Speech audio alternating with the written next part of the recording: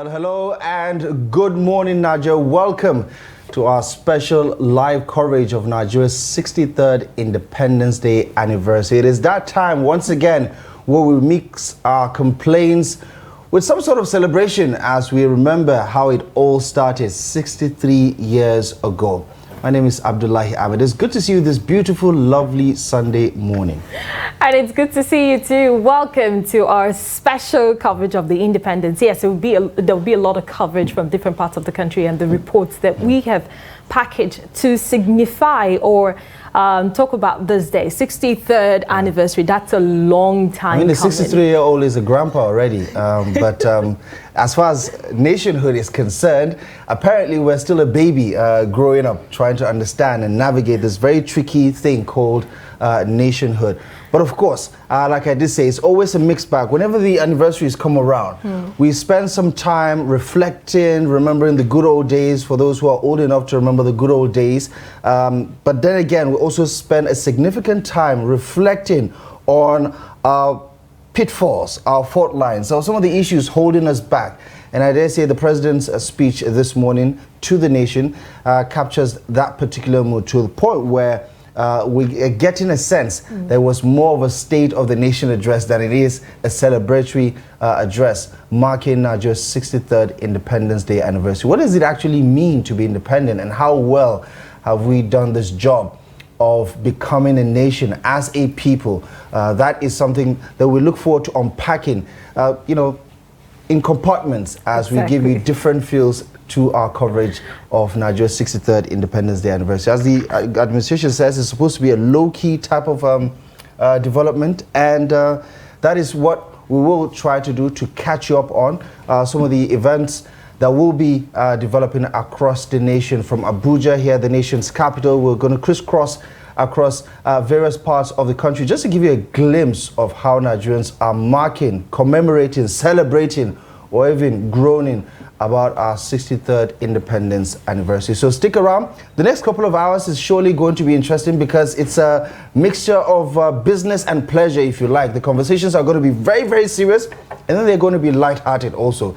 So there's quite all of that in the mix on our lineup today. So stick around. All of the above mentioned items will be on our program for the special coverage today. All right, so don't think that it's going to be a session that you see just both anchors as you see now on your screen. We have a race of anchors on Trust Television that will be gracing your screen today, and don't forget that we'll be here till 12 noon as we will be unpacking all of this. Don't forget that there's a trivia questions, a segment of the show that will be coming up by 10 a.m. where you get to win prizes if you answer questions correctly. So you don't want to miss this segment of the show, as it will be really interesting. We have Trust TV ladies gracing your screen at that time. But let's get straight into what we'll have today. A lot of things are happening, but today is the 63rd anniversary of Nigeria. It's been a long time coming, since 1960. We've been enjoying our independence, but today yes, I wouldn't want to sound a very pessimistic this morning. I want to sound very optimistic. How about realistic? A lot of people will say enjoying is a bit stretched. Yes, experiencing some level. Some level. I agree. Right. Okay. Before we get that, just to set the tone for our first conversation today, we're gonna give you a snapshot through this little piece that we've put together about Nigeria's journey through nationhood. So take a look at it. We'll be right back in a moment. We have some guests that are already lined up to unpack some of the issues. So enjoy this piece about Nigeria's journey through nationhood from 1960 to date. Nigeria's journey to democracy has been long and fraught with hardship. As a political entity, the country's origins can be traced to British colonial rule. An amalgamation of the northern and southern protectorates in 1914 led to the formation of Nigeria. One of the pivotal points in the country's history was the discovery of petroleum in the Niger Delta region in 1956. Some argue oil, Nigeria's black gold, has been as much a blessing as a curse. The discovery of oil brought enormous wealth in the early days, but with this bounty came greed a battle for resource control and corruption.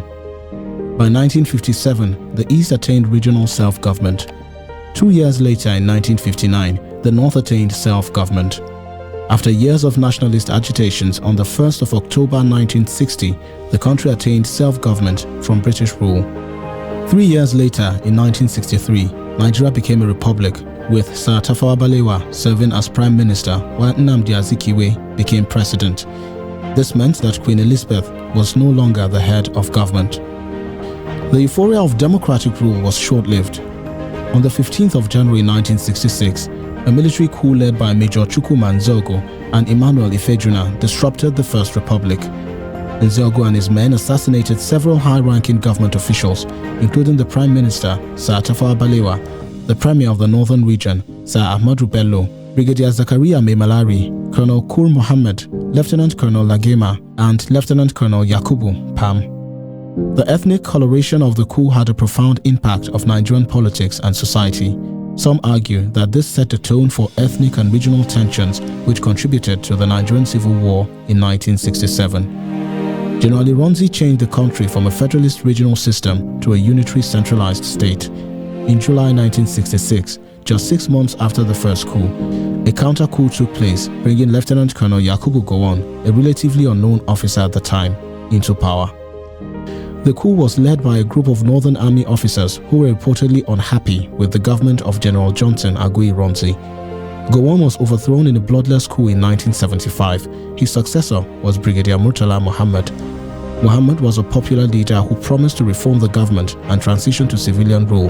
However, he was assassinated in a failed coup attempt in 1976. Lieutenant General Olusegun Obasanjo, Muhammad's deputy, succeeded him as head of state. Obasanjo oversaw the transition to civilian rule, and in 1979, he handed over power to Shehu Shagari, the winner of the presidential election. Shagari was the first democratically elected president of Nigeria, but his government was overthrown in a military coup led by Ibrahim Badamasi Babangida, a young major, and Sani Abacha, a captain at the time. Major General Muhammadu Buhari, the most senior officer at the time, was ushered as head of state in 1983. Buhari's rule was characterized by austerity measures. His government was overthrown in a coup by General Ibrahim Babangida in 1985.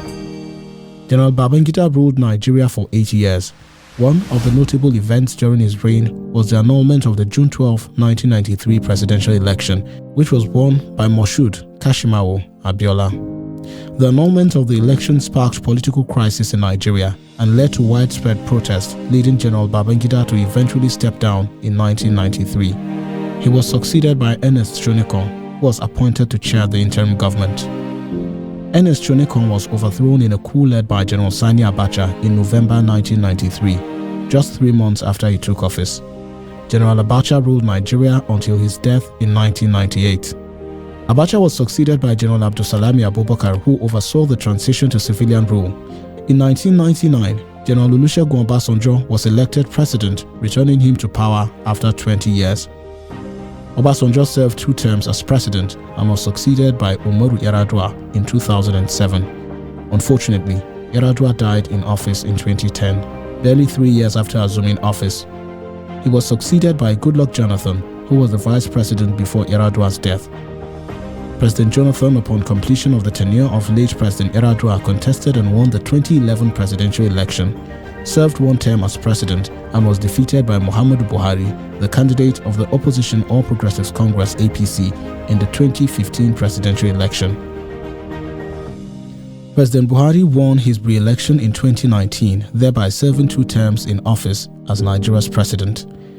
President Buhari, after completing his 2 terms in office in 2023, was succeeded by Bola Tinubu, the candidate of the All Progressives Congress, who won the February 2023 presidential election.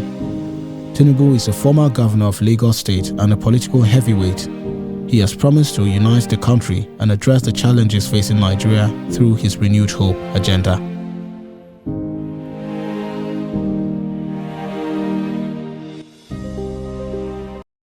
All right, a little bit of a history lesson there for the kids who have perhaps missed out on the history classes about the journey of Nigeria, especially looking at those 17 leaders who we have since independence, from the from the first and only prime minister to the current president and the various military interregnums in between, that has destabilized us, that has put us on the right path, that has had so many effects on our socio-economic well-being as a people. And that is where indeed we are coming from. And I feel like that is the chapter and verse of our conversation today. Where are we coming from? Where are we today? And more importantly, where are we headed? Let's bring in our guests to, first of all, unpack the president's nationwide broadcast this morning to Nigerians as he addressed a variety of issues and how his administration is bringing solutions to the unending questions that Nigerians keep asking about what is wrong with this great country full of potentials, but then again, undermined significantly by our inability to overcome them. They do appear surmountable, but of course, for most Nigerians, these problems have remained unsolved. They're members of the academia, so they pretty much know what we are going to talk about vis-a-vis the reflection of what it means to be a 63-year-old country. Joining us on the program is Professor Abdullahi Saleh Bashir. He's the Dean, Faculty of Communication and Media Studies at the University of Abuja. And also joining us to further unpack and add value to the conversation is Dr. Farouk Bibi Farouk, a lecturer of political economy, also from the University of Abuja. So I dare say the University of Abuja is pretty much well represented on the show. Gentlemen, compliments of the week of the year. This is perhaps one of the most well-celebrated, commemorated days in Nigeria's calendar. Good morning to both of you. Thank you very much for joining us on the program. Good morning. Thank you for coming. Good morning. It's a pleasure. Professor Abdullah, let me start with you. As a Nigerian, give me your 2 cents on what it means to mark this day. Is it celebration for you? Is it reflection? How do you see the Independence Day anniversary for Nigeria? Well, it's a combination actually of a journey. We know that 1960, 1st October, is a mark time in which the country moved from a different direction. Even if we may want it, we may not want it, it is delayed, it is not delayed, but it is a time which every time of the year it comes, we sit down and reflect and to look at what we've been through, the journey. And we also celebrate if there are things worthy of celebration, and we also lament if there are lamentations to be made. So it's a day we mark in different way, depending on how we find ourselves currently. We tend to always be looking at our present when celebrating such date, but 63 years is a very short, it's a very long years for a human being. There are people that are born 1999. They just recently voted for the first time.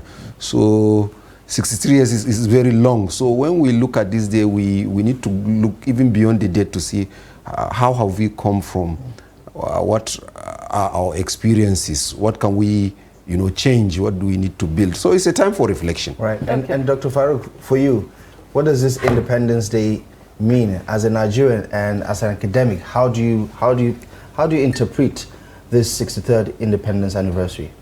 Interesting.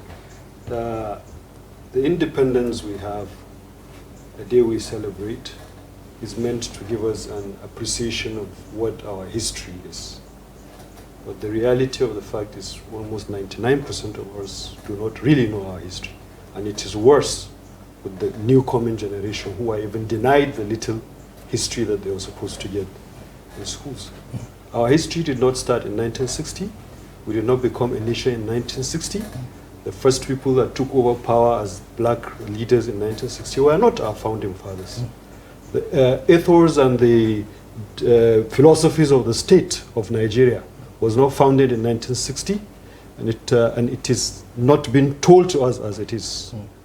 Nigeria started from 1800s, 1830, 1860. Conquest ended 1903. You mean the idea of it? The Nigeria itself was formed in 1903, and then the various confederates were brought together into one nation in 1914 administratively, and those people were the ones who founded Nigeria. And the people who came to found Nigeria from 1860, 1880 to 1903 were business people So Nigeria was founded as a business, funded by the same banks that are giving us loan, Barclays Bank, Lloyds Banks, some banks, JP Morgan, and so on. And very little has changed from that time, apart from, yes, we now have people who we have trained as our own, who have more element of nationalism because they are our own, taking over power, taking political trajectory that is a bit different from what was there. That's why we never hear about Goldie, we never hear about much of what Lugard's policies were, you know, but the economic policies that were implanted to start Nigeria have not changed. So do you think that, you know, that has culminated into us taking our independence? And then I just want to point out to what the president said, this: we got our independence in 1960. Some people wanted it, some people thought we're not ready for it. And we saw what happened in the first, let's say in the 1960s. It was a lot of optimism for a lot of people, and then we saw chaos in that decade as well. You know, there's a Western crisis that occurred that time, and then it snowballed into, you know, what we call the military coming in, and then we have the civil war at that time. So do you think that Nigeria got her independence too early? Nigeria, to my understanding, intellectually is not yet independent because it has political capacities to take decisions in the world platform fora as a nation, but it does not hold its economic destiny. It does not hold its intellectual destiny. What we have seen as the crisis of after the 1960 proclamation of independence had existed pre-1960. There were riots, Aba riots, Abeokuta riots, and so on, that were also crises within the colonial periods that we have ignored. And they were all based on economic realities. So the crises of post-1960 were more of, yes, political considerations, because at that time we have been imbibed with the issue of tribalism, sectionalism, which did not even exist much during the colonial period. It was when colonialism was going that divide and rule became essential, and then we started to look at ourselves as different people. Because even before the Europeans came, we were more united as a people. If you looked at us, despite being different empires, we have existed more in harmony than during the ending times of colonialism, when from 1950-51, the Europeans said, go ahead and present a policy for every region. A region they had created, a region that had no history. I would ask this question. Do you think that there's something we did that put us here after 63 years of independence that, you know, it's making us face leadership crisis and all of the problems we're facing? Yes, we have not taken our economic destiny into our hands, so we remain in poverty. We take policies that are dependent on instructions from foreign governments and foreign institutions, and every country in the world that goes that path ends up where we are. There is no country that has gone IMF, World Bank today that has attained the economic development we aspired to attain. Or they ultimately end up in the social, political, and economic crisis we see today. I think independence itself as a word is not absolute for most people, because what nation is truly independent? I mean, not even the great United States of America can call itself independent, because for some people it has been taken over by the corporations. But let me get your thoughts, Dr. Abdullahi Bashir, on the president's address this morning. For the most part, the president was talking about current challenges and, you know, what his administration is trying to do. Addressing the issue of the economic reality, talking about what the Renewed Hope agenda is all about, what they're doing at the CBN, the changes they're making, the political representation for youths, for women, for physically challenged. Give me your thoughts on that speech itself and what it says about where we are as a nation. Yeah, actually, this is the 1st October speech, and traditionally, 1st October speech are not like the midterm speeches or the May 29 they are not State of the Nations. Normally, they are long-term reflections, appreciations, and sometimes merriment. However, because of the cloud hanging over the country, the president used the opportunity, naturally it's expected, to clear a lot of the clouds and to make some offers to the country, you know, especially with regard to the sufferings that Nigerians are going through, occasioned by the subsidy removal and other policies. And he also made some, you know, what I would say, offers to Nigerians to mitigate what Nigerians are going through, and also some explanations as to the sufferings that Nigerians are going through and why they are going through, and the government's way out of the situation. That tells us that there are issues. There is a cloud hanging over the celebration, the independence celebration. And so you know also federal government said that it's going to be low-key this year for obvious reasons. So that means there are, in the journey, especially from the economic point of view and even to some extent the political point of view, there are things that need to be straightened. Obviously, because these things are not there, you know, now the president is talking about them, or they are not working the way they ought to. So that means we are using this time, you know, more or less by the government to explain to us why things are not rosy as they used to be, and why the sacrifices should be worth it according to government. Right. Okay. And then there's the elephant in the conversation that wasn't in the conversation. Because after these celebrations, after the public holiday, the NLC, the organized labor generally, apparently shut down the nation. Yes. And the president didn't say anything about it. Well, there is a mention that they are discussing with labor. That is what I told you, that the independence celebration is done with a cloud hanging. We have an issue at stake, more boiling, to the extent that we are not even talking about the past. And we are so much consumed by recent events. And which is unfortunate, actually. We are supposed now to do a sober reflection, to even, you know, have some good meals, you know, take our children to park, you know, or to parade grounds, whatever that it used to be. But it's not the case. So this is a very special time. So, but that doesn't mean that we should also be, you know, down with, you know, so much fixated with worry, with negatives. We can afford to there are some positives. You think as a country we can do a balancing act between celebrating part of our success historically and what we're going through right now with all the challenges with the economy? When you look at your neighbors, when you look at what some countries are going through, you know, especially within Africa, you might say. Some people who say, Prof, we can't afford to think about anybody else. But no, we can't. We need to. Of course, when we say so countries are developed, Nigeria ought to be at the same league with them. We are comparing. We also look at also some countries that we are still ahead of. So we have to do, especially, we don't need to go far. Within African countries, there are countries that we are giving example with Rwanda that is not up to a small state in Nigeria, how they have been able to sort out themselves after their war, you know. So we need to look at ourselves. Where are we supposed to be? You know, we also need to do some comparisons with our contemporaries, India, Malaysia, you know, and whatever. You don't need to go far to Europe and America. You look at countries that we gain independence around the same time, but you wouldn't comparative. You wouldn't blame any Nigerian who doesn't feel like celebrating today, would you? No. That's why I say it's a mixed bag.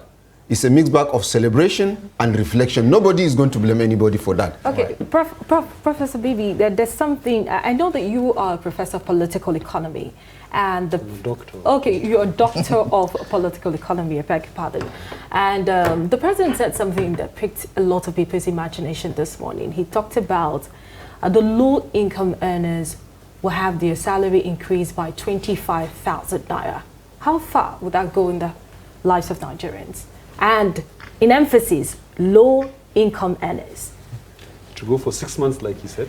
So let's not forget, it's a 6 months provision, not a permanent provision. It's going to go on for 6 months, where there could be provisions for addition of 25,000 naira for low-income workers.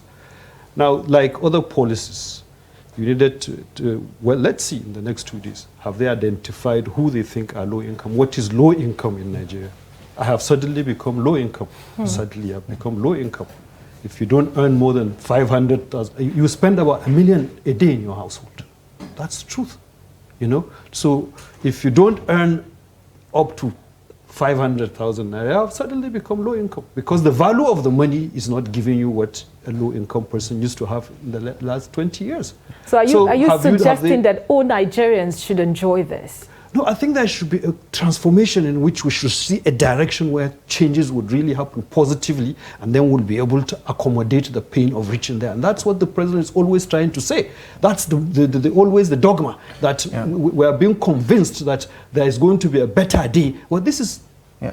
Get into about 10 years where we are hearing these similar things, and we are seeing policies that are not thought out. We are seeing decisions that are just vague, and it is continuing. In this speech, I would consider, just like palliatives that you also mentioned of 5 billion that we have not seen any impact, the 25,000 naira, as far as I'm concerned, up to now, would remain that vague promise. Well, there's really a mismatch between what they are saying and what we are seeing on ground. Doctor, a lot of people would say that it is rather unfortunate for the Tinubu administration, with all the ideas around reform, around rejigging the economy, that it is coming at a time like this, because things have been bad for quite some time, and they're basically on a rescue mission as far as the Nigerian economy is concerned. But I'd just like to get your thoughts on what is going on in the minds of Nigerians who have for years listened to politicians make promises. Man is going to fall from heaven because we can make it happen. It has happened from, let's say, the current democratic dispensation. A lot of promises were made, and not so much of it was actually delivered as far as the goods are concerned. Give me a sense of why the president's call and plea for patience, for sacrifice, is not resonating with Nigerians, because it appears it is falling on deaf ears. Most Nigerians don't want to hear anything about be patient at this time. They feel like they have been patient long enough. Truly, there is a big gap between hope and hunger. Nigerians have moved from hope, they are getting into hunger. The patience of the people that are hungry is different from the patience of the people that are asked to have hope and are working on hope. And that's what they need to understand. The sweet words of the anniversaries, the speech crafters, good words, and so on, are going to be insignificant so long as hunger has set in. And they should understand that policies have set in hunger.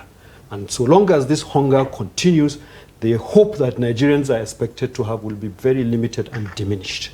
And I think our leaders should take into consideration that the time now is to act based on people are hungry. It's a war on hunger, not a war on hope. Yeah. You know? And in talking about what is going on right now, because we did talk about journey to nationhood, and I remember a couple of years ago, before the 2015 general election, there were analyses at the international stage that, listen, Nigeria is at a breaking point. I mean, we've heard that severally. I mean, just 6 years after independence, we were plunged into a civil war that threatened the idea of Nigeria itself. Somehow we overcame that with brute force, I suppose. But you still get a sense that these fault lines still exist today. You look at the agitations of the IPOB, for instance. You look at even the idea of an Oduduwa Republic. Down here in the north, you look at the Boko Haram insurgency in the 2010s that is still pretty much alive at this moment, even if it's quite minimal. And you look at the banditry activities in northwestern Nigeria. Let me get your thoughts, Prof, on how we got to where we are today as a result of either bad governance or underperformance of people in power. Because speaking to the leadership crisis that Maridia talked about, for most people, it's a no-brainer. It is because of bad leadership that we are where we are today. Of course, it is obvious. You don't need to study deeply to understand that we have leadership issues, how our leaders emerge, and what they do, the choices they make. But I also don't want to absolve the followership. Also, each one has a role to play, right? From the lowest level of leadership, what are our priorities when we come to select leaders? We have not been prioritizing competence. We have not been prioritizing results, and all the positives. You cannot give what you don't have.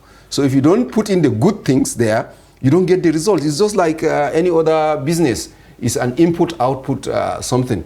So we, as a nation, this is a time to sit down and reflect on what parameters do we decide to select our leaders or to choose our leaders. What values do we put as forefront when it comes to election? So let me come to the voters. I'm not even going high. When you come to vote, what are the issues that are most paramount? Is it your neighborhood, your ethnic group, your religion, your region? Do you think that these values are the ones that will give you better transportation, better economy, better security? So these are the questions that we need to sit down as a nation to ask ourselves. That while your points are valid, you're talking to people who feel like their elections are constantly being rigged and robbed. So they would argue that the leaders that emerge are not the ones that they want. I mean, we're just seeing what's happening with the tribunals right now. It does happen in some cases. Yes, the leaders, maybe there are issues with our elections. We cannot hide away from that. But even where, we have associations. We have small petty groups. Are they different from what we have in the politics? We have wards, we have units, we have towns, we have villages. We have, when we talk of leadership, we don't always talk about only the political leadership, even associations. Right. Is it different? All right. So these are the kind of questions that we need to ask ourselves. All right. So Prof, a lot of people have said that, Nigeria, just like you said, have leadership crisis. And, from the onset, the honors of this conversation now, would dominate a lot of conversation surrounding our political uprising and, development will be around, leaders, the youths, and the people who put these people in power. Yeah. So before 2019 election, we saw that the Not Too Young to Run bill was signed into law. And everybody was elated about that. And not to forget, from the beginning of our history as Nigerians, we saw youths, we saw people who, some of them have ruled in recent times, became head of state as early as 24 years old. And now that brings us to what is happening right now in the country, where youths are saying that they're not given opportunity to rule. And some people have attributed it that is some of our problems in this country, where youths are not given that opportunity. Now, rating the performance of youths from 1960 to this time, do you think that youth should be given more time or more position to determine what happens in our nation? Yeah, it's not about youth should be given. Rather, youth should get for themselves. Because if you are waiting to be given, you are at the mercy of the giver, right? The same youth will tell you that there are godfatherism, there are things that you cannot do if you do not get to this, let's say, older people in power. The youth in Nigeria have not been able to galvanize themselves as a unit. Just like the women, the numbers are there. Quite sure. If you look at the voters register, you look at the average voting age, and what have you, there are women, there are youths, but when it comes to, the leadership, recruitment, you may not find them there. Partly because the youths themselves have not been able to use that platform of youthfulness as a basis without being divided based on, lack of money, based on ethnicity, based on region, so the youth have succumbed. You have fallen to temptations of all these divisive tendencies that tend to work against them. So that's why they have the numbers. There was excitement when the Not Too Young to Rule was signed. But what happened in the result of the election? What happened to the youths that come out to contest in their various House of Assembly, Senate, up to the presidency? The votes are just so few. So it means that the youth are just, still not active in the real arena. Some of them are on social media. They hardly go out to vote. Some of them, when it comes to vote, it's no longer a youth issue. But if you look at the crisis that this country is going through, we need youth leadership. Right. Okay. Good. Yeah, Dr. Bibi was smiling when I asked that question. Let's get your thoughts on that. Okay. Because I was in the youth politics, I was a youth leader of PDP, national youth leader at a point in time. So I understand that what the youth are actually asking for is to just get a space on the table to do the same things with what is happening with the elders now. Why do you think that? Because they are not coming out with new ideas, with new platforms, with new ways of doing things. They just want to get a position on time. And some of the youngest youths we have who would have made differences. Look at Kogi State. Has anything different happened? It's even worse than most of the other elders have done in the manner of performance. Well, I mean, there are no guarantees that just because you're a youth, you're going to be a good leader. Yes, so if you want to have a political platform as a youth, you can change as a youth. You can take youth as an ideology. It's possible. But you have to have that platform. That we are young people and this is what we demand. We demand this GDP, we demand this value of the naira, we demand this education, we demand this technology. And if you're not going to give us, we'll put people who will give us, either us or people who will give us. So you change the trend of politics. Right. You change, because the bulk of Nigerians in reality are alienated. Our history has alienated the bulk of Nigerians from participation. All this participation we have is fake. Right. There are people who are watching right now and say, I blame people like Dr. Bibi. Why did you leave politics? Because we surely lack a lot of intellectual integrity in our politics today. So what happened? Politics left me, probably. Okay, so you went from youth leader to a lecturer at the university. That is a very strange and unusual shift. I think Professor Bibi should explain or give us a direction. Isn't that also a part of the problem? Because we're seeing, and I think the vice president was trying to, allude to that recently, even though he caught a lot of backlash for saying it, saying, listen, the best performing student in our classroom, we're still in university today, is not necessarily doing well, quote unquote, right? That it is an opportunity for them as political leaders to understand that they might not necessarily be the best that are in charge of running this country, so they have to understand that the task is on them to get it right. But isn't that also signposting the problem that we don't have some of the best minds running this country? You don't need the best minds, you need the most patriotic minds.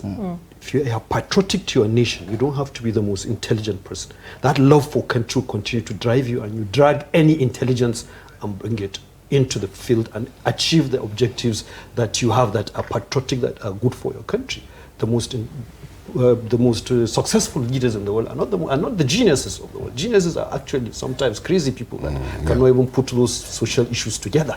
So I don't think you need to do that. What we need is patriotism, and what we need is the opportunities. The vice president is a very intelligent person, from what I know from him, very intelligent. But what should be good about it is when you have the opportunity to also go to another sector and put in your experiences into play. For example, I would love to have the vice president after his tenure to come to the university. He would be a very good dean of whatever, because he has the intelligence. He loves to read. He is more vast than many professors, many of us. But the system, like I say, is alienating you. You feel like everybody that becomes a VC does not even want to go back to the university. You know, so everybody that becomes a big man feels that the university is not for a place for him anymore. But that's where the knowledge is put together. That's the hospital of the society. Right. That's where every issue of the society is brought in for you to discuss and make prognosis. So if you have the experience, why not? Okay. So because you're from the university, it's kind of interesting to say this. And I find it very, very funny that some of the people who left academy to maybe a political position would not want to go back. What are the issues, that we should be tackling? Since we're talking about the independence, I think we should be talking about bring all of this to the table and tackle it this morning. So what are the issues with our university that is making it very uncomfortable for some people who have been in academia not to even think about coming back? To be honest, there is very little result in the university. The system of the university does not produce what a university is supposed to. You should come to the university, look at problems, research them, and get them out. And that that solution should be uptaken by society. We treat our universities as just places where we engage students, give them certificates, and they go. So a lot of people find that there is no productivity, little satisfaction. You have to have a lot of patience to stay there and continue seeing that you're only churning out students that do not make too much impact on the development of the country. There is no research, no ideas of pushing. The university is supposed to be the focal focus of the country. It's not used like that. It doesn't engage. It does not engage in making policies. So people who are used to getting their ideas through might not want to come to the university where the ideas will not come through. So they will stay somewhere behind and try to push ideas. And Professor Abdullahi, just coming to you. For a lot of people, right, the reason why we are here socially, politically, economically is because we have been unable to live by the tenets that can guarantee Nigeria becoming an egalitarian society where there is equality before the law and opportunities are also given to people in a very equitable manner. So give me your take on where we missed it, because if you go down the decades, the 60s was marked by the Civil War, the 70s, the oil boom was there, but then again, corruption crept in. And then there's also the issue in the 80s with the frequent military interregnum. We had the Buhari, military takeover from the Shagari regime. We had the IBB military coup, and then, rolled over to the 90s when you had the failed election in the early 90s. Thereafter that, an interim government. Thereafter that, another military interregnum. So, I mean, it's safe to say that you can't even picture at what point did we experience the golden age of this nation? Because the 2000s were not particularly great. We're certainly not in a great situation right now. So, give me a sense of where we missed becoming an egalitarian society and whether or not we have what it takes right now to course correct. Because that is the sense you're getting from people. The distance between the haves and the have-not is too great at this moment.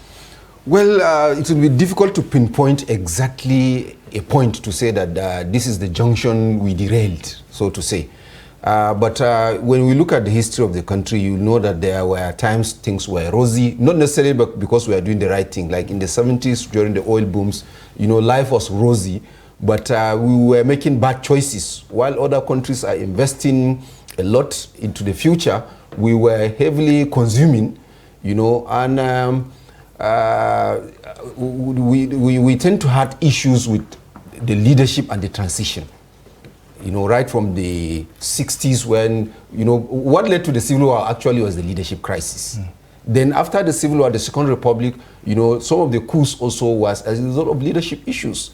You know, people making bad decisions, and it's such that the military have to come in at some time to relieve Nigerians. But when the military came also, the same issues came, but in a different dimension. So for me, the point of where we derailed might depend on, you know, who you are talking to or what is the golden years, you know. But for me, we need to identify how we go back on track. This is more important because a lot of things are not going the way they ought to. Politically, economically, socially, a lot of things are away from the ideals which we said, a nation free, egalitarian, self-reliant, you know, and what have you. All these things were far away. Take self-reliance, for instance. You know, that Nigeria, as of today, 63 years after independence, the refined petroleum product that we put in our own car is refined in Hong Kong, in the Netherlands, in India. You know, look at even how far these places are. That tells you we have derailed so much. And the most worrying thing is that we need to look at what are the fundamental causes of these things. We are talking of subsidy. To me, palliative is not the issue. Yeah, what brought us into this issue? Yeah, okay, but if we don't resolve it, for how long can we be giving palliative? Is palliative a solution? Is 25,000 naira a solution? Obviously not. Pardon the interruption, but whenever you say you derail, it suggests that you were on a path. Of course.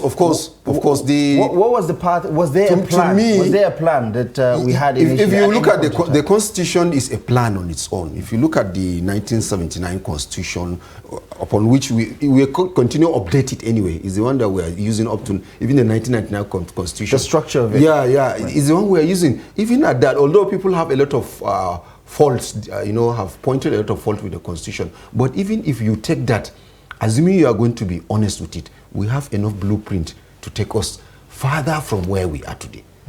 You know, assuming we stick to that. But even that one, because it cannot work, many people are saying, look, we need a new constitution, we need a new structure, we need new this. Simply because even the simple one that we took, we are not implementing it very well. The federal system we have taken, you know, have a lot of issues.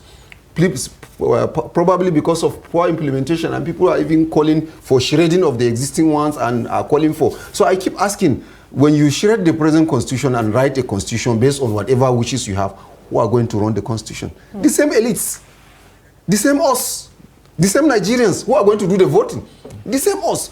So let us, even the ones that we have, some of the good plans that we have that are not implemented, let us work on them. Let us get our nations back on track. Okay. So that's the point that we need to emphasize. We have derailed for so long. Okay, so it's 63 years of independence. We started with the parliamentary system of ruling, and we've seen progression.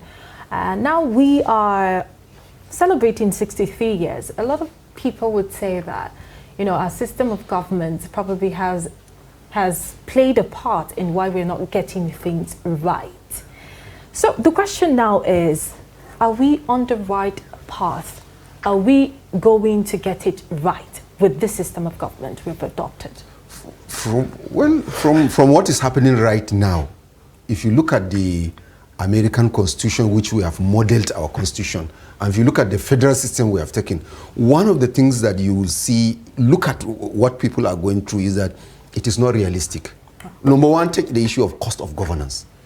We are spending so much of our resources to sustain governance. And how many people are involved in this whole federal, state, and local government? Not up to 10% of the population. The rest are, as Dr. Farouk has said, are outside the system. They are alienated. To them, so long as you don't have a relation in government, or you are employed by government, or you are elected, the government is not there for you. So we need to relook this. Let me give an example with the National Assembly and the state assemblies.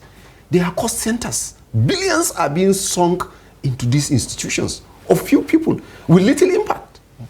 So we need to relook that. We need to reform this. It cannot go on. Right. As there is one report that was released that Nigeria is a combustion chamber waiting to explode. Yes, there are a lot of these chambers, and one of them are the cost of governance. People are living in misery, while there are some set of people that are living in opulence. Right. It's not realistic. I mean, you have two extremes. Two extremes. It's not realistic. It's not. Dr. Farouk, coming to you, you're the political economist on the panel, so I'd love to get your take. There is this saying that success has 1,000 mothers, but failure is an orphan. Nobody wants to identify with failures. But when it's success, we hear every politician tell us that, oh, they did this for Nigeria's democracy. Everybody did something for Nigeria's democracy. But when you talk about the failures in the system, nobody wants to take responsibility for it.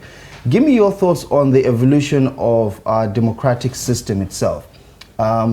Because especially with regards to the current democratic dispensation, we've seen so many pitfalls, fault lines, where identity politics, in fact, inundated the 2023 election year because of, the various candidates, what they stood on and how they were looked at. The APC's Muslim ticket was, soured the mood, basically. And then we saw this all-out war, politically speaking, between regions, between religious groups and things like that. Give me a sense of, our political maturity as a nation. I mean, I know over the 60s and 70s we had military interregnums, but currently we're enjoying uninterrupted democratic rule for the past 20-something years now.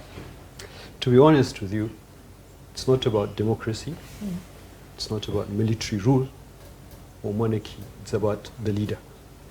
It's leadership. I've seen nations where communist leaders have taken them from nothing to first world.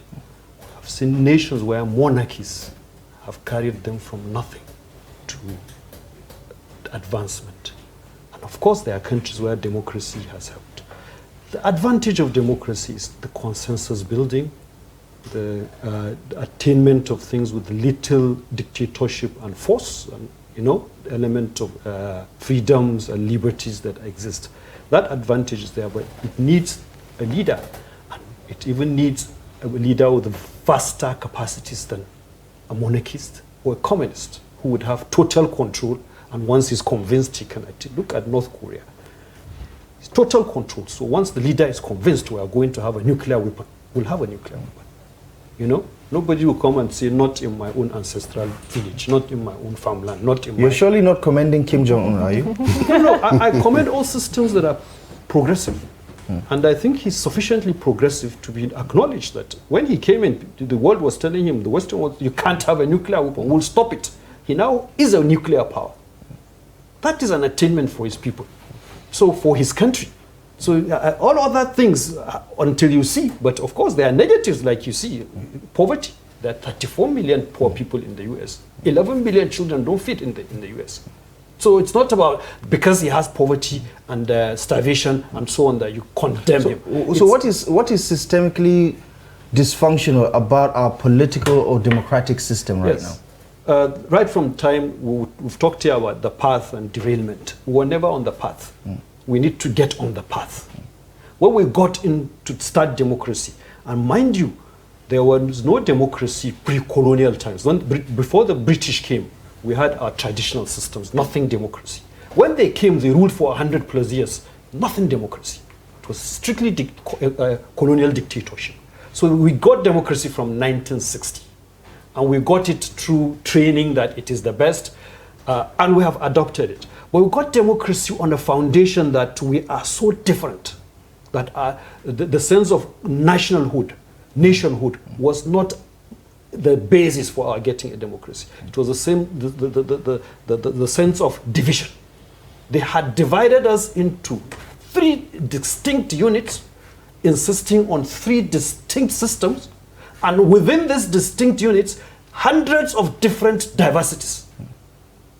So anybody who got into power in Nigeria would have more problem bringing the unity into the country than bringing economic development. Right. And that has still been the challenge until now, that probably because of hunger, people are now beginning to ask government the right questions. Right, and that brings me to a very important question around the identity crisis that Nigeria is experiencing or has been experiencing, because even in the early 60s, I remember the premiers of the different regions had different ideology about what Nigeria is and whether or not even, you know, we see each other as one. Give me a sense of what it means to be Nigerian and whether or not even Nigerians understand what it means to be a Nigerian, because more often than not, Nigerians look at themselves from their tribal lenses or from their religious lenses, and that is, you know, what supersedes everything else. So Nigerians technically may exist, but they're in the minority because most people identify themselves with their various ethno-religious identities first. Identities are basic. Everyone has identities. The ones you give supremacy is what is important. We all have different identities, including fingerprints. But the national identity of ownership of the nation, of belonging to the nation and working towards the nation is the one that should be supreme. That's where we try to get it wrong. Even at the First Republic, there are leaders of the regions that will tell you, I have to be so before I'm a good Nigerian. No, you need to be a good Nigerian before you are so. But it was accepted because of the popularity of those people. Be a good Nigerian and also be a good Muslim, be a good Christian, be a good Yoruba man, be a good Igbo man. But first and foremost, be a good Nigerian. Be a good Nigerian means what is Nigeria? What do you understand by Nigeria? Are you ready to give Nigeria, and what is Nigeria going to give you? We don't count what we get from Nigeria. It is not in our culture. We don't count that we have become educated in Nigeria. We have opportunities to start businesses. We have homes. We have houses. There are so many things, so many advantages that Nigeria gives us. We don't count. Let's count them and bring them to prime level first. Then we'll now move into saying, okay, then I also know I'm a Christian. And when you go into Christianity or Islam, you will even be a better Nigerian because it makes you a better person. But when you start from saying you have to do this before you become a Nigerian, you won't serve Nigeria the way it's supposed to be. So I think we lose those identities, we mix them up. And when it comes to making decisions, because politics, some people argue that democracy has some element of mob action in it when it comes to elections. To be honest, some 3 months from election, you all become drugged into the ideologies of parties. Yeah, these echo chambers. Yes, and so on. And when that time comes, you see that Nigeria takes a back step. And we now start talking about issues of zone, of issues of identities. We don't ask the questions that we are now asking. We don't ask the questions about subsidy. It was not discussed exhaustively. It's only the political leaders that say, I will remove subsidy. You didn't ask them, okay, if you remove subsidy, what will be the outcome? But if you say Muslim ticket, everybody had his own idea because he believed in that identity. Right. You know? So I would like to ask this question. I know that, you know, we have doctor and professor all from the university. I don't want to digress, but it's very important, and I feel like the president should have mentioned it in his speech this morning. Over time, we've been seeing, protests from students and about the increment of fees in the tertiary institutions. And let's go retrospect now. When this country gained independence, one of the key things that was in the forefront was the issue of education. We wanted Nigerians to be educated. We wanted sound mind to vie for positions that would lead Nigeria into a progressive nation. But, every speech prior to what has happened or relating or looking at realities of life right now, I feel like the president should have mentioned something about education in Nigeria, because recently we talked about the student loan, which we have not seen it take effect yet. We have little or no information about that right now. And to be honest, that's one of the problems we're facing as a nation. Put transportation aside, put the palliatives aside, and all of the things that we're facing. Shouldn't the president have mentioned this in his speech this morning? Maybe to douse that chaos around incrementing fees in the tertiary institutions. I think Nigerians, I don't know, but I think that phase of educational collapse we must have passed that corner some time back during Buhari time. Those decisions, those time of the 8 months crisis, and Nigerians did not care how it happened. I think right now we have, to an extent, turned the corner. We are looking at food. Does it mean that we didn't pay much attention? Yes, we have not. We didn't from day one. We have not. We didn't ask the right from questions. 1960. Okay. We were just less than 40 million in 1960. So if we thought at that time we could afford to educate 200, they were not up to 5,000 graduates, you know, and in the system they were not up to 10,000, 15,000. When we started NYSC, we started with a very low number, 1973, maybe 10,000 or 15,000. That was the graduation we used to have at that time. Today it's okay, 2 million into intake, probably about 1.2 million or so graduation per month. Now, of course, the system needed to be an investment, not a safety net, not a welfare thing.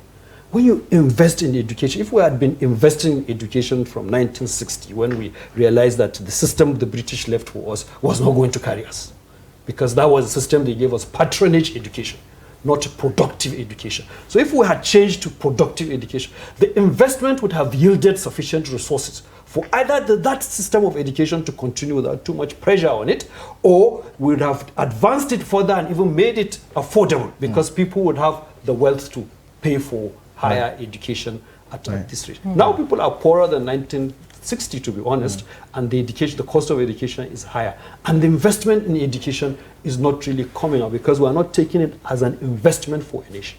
If it's an investment for a nation, that means it would have advanced us into economic development, into technological development by now. We'd be having our industries, our educational system would have produced the capacity for us to own all our industry. We'll be looking for nuclear or going to the moon by now. But it has not done that, so it has not paid up, and it is not paying materially too. Right. Okay, Prof. For most Nigerians over the years, this underperformance by our leadership, whether it's military or political leadership, or on the democratic dispensations, have forced Nigerians to accept this low standards when it comes to leadership as a panacea to the growth and development of this nation. People always talk about we need our own Lee Kuan Yew, we need our own visionary leaders that can actually help us turn things around. Give me an understanding how we need to square this circle between the leadership crisis and the followership crisis, because there are a lot of Nigerians who are very good at pointing fingers at the leaders, but they themselves are not necessarily model citizens. And as you pointed out earlier, we also have to get the followership equation right to balance it up with us. So it's a simultaneous thing. Give me a sense of what you think we can do to course correct, even as Nigerians, as we reflect on some of the challenges at the top. We also need to look at the mirror. Yeah, definitely. Just like I said earlier, it's not only leaders. And some people that also they say leaders. They are leaders in their own sphere, but they undervalue the leadership they have. Let's talk about like myself. I'm a lecturer. I lead students. I lead also some of my colleagues. I'm a leader. But some people will like ostrich, they will put their heads, on the ground and say the ones at the top, to as far as they are concerned, is anybody in federal government is the leader. But we are leaders in our communities, we are leaders in our states, in our towns, our associations, our homes, groups, what have you. Yeah. So what we need to do as a nation is to look at what value do we want to emphasize in that leadership. If you want your son, to lead your company, you must have seen something in him to enable you to say, okay, this one can lead this company very well. We need to look at this value. We need not to be sentimental. A situation whereby we say, this agency has not been, my ethnic group, this is the first time I must rule that agency. No, this agency, no. We need to relook that. The same thing with governance at the higher level, at the president. What can this person do? Does he have the capacity? Can he attract a team that can be able to resolve our problem. First of all, we even identify the problems. It is not when we elect that we begin to say, okay, this is our problem. These are our issues. These are our topmost problem. And among these people, who is it that when he comes in can give us better result? So it starts from our prioritization as a nation. What do we prioritize? Do we prioritize this sentimental, primordial, part of us? Or do we prioritize issues and how these issues can be resolved? So by the time we start looking at things from issue, you no longer start looking at, okay, this man is from my ethnic group. This man is from my side of the country. All right, so it is from the prioritization. Then there is issue of capacity. As he also said, sometimes leadership is not necessarily about the most brilliant person, but it's about surrounding yourself with the capable. Sometimes the leader might be weak, but if he has the patriotism, he is not corrupt, he has the vision, he will begin to say, okay, this woman is good in doing this. Let me bring her on board, give her a target, let's see what she can do. If she cannot do it, let me fire her. Gentlemen, thank you very much. I think you did the most Nigerian or most patriotic thing this morning by, adding value to this conversation and helping us unpack it. I mean, we could go on and on about Nigeria. We all know, especially, of course.